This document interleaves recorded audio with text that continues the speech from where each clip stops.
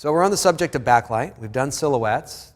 Something else that a lot of people have been interested in are the bursting stars. You know, what's causing the starburst? How do I do it? How do I get it?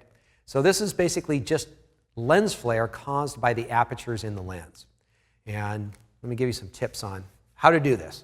You want to stop the aperture down fairly far, f11 to f22. It can happen at other apertures, if, you know, of course, if you can get down to 32 or beyond, but you're going to get it more easily the more you stop down the apertures. And it helps if you slightly obscure the sun a little bit behind a tree or a branch or a mountain or something solid. And what you're trying to have is as small of light source as possible, and the sun is not small enough in the sky, and so if you can make it a little bit smaller by hiding portions of it, you'll get even more of a bang from it.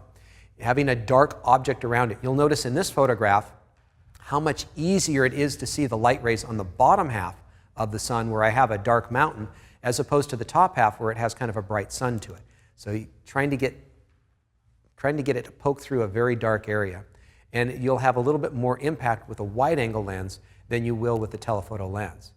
And it is kind of a photographic little trick. It's kind of a side effect, but it's kind of nice to have in there, and I will stop down first off just because I want the depth of field, but it's nice to have that extra little pop, you might say, in the photograph.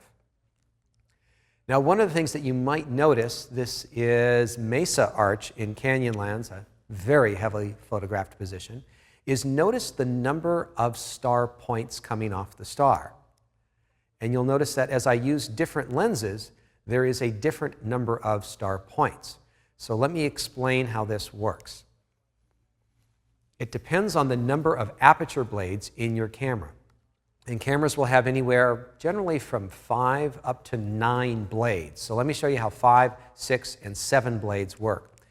Wherever these blades meet up is where you're going to have your light rays coming out. And so if you have 5 blades, you will have 5 points coming out of it. But because of the way the light reflects around the lens, it's also going to come out in the opposite of where each of these rays comes out. So if you have an odd number of blades, you are going to have an even numbered of light rays coming out. So 5 will actually give you 10 star points. With 6, you're going to get your 6 coming out between the blades. What's in the opposite direction? Well, that's exactly where other blades are. So when you have 6, you're going to end up with 6 as well.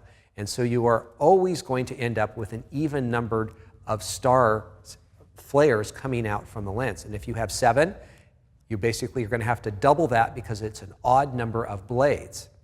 And you will end up with 14 points. Now, what you like is up to you.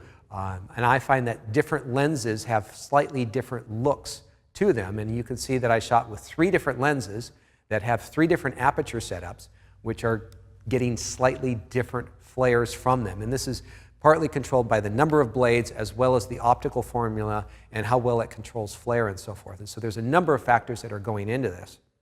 And I have found that, just on a personal note, I've been shooting with the Canon 17 to 40, and I've recently upgraded to the new 16 to 35, and the new 16 to 35 has a very clean lens flare from it that I think looks much better and is much less messy, you might say, than from the 17 to 40. And so looking for those bright sunlights breaking through, obscuring the sun a little bit by the trees, in both this case, and once again, I'm waiting for the light to kind of get right between these trees down at Reflection Lake.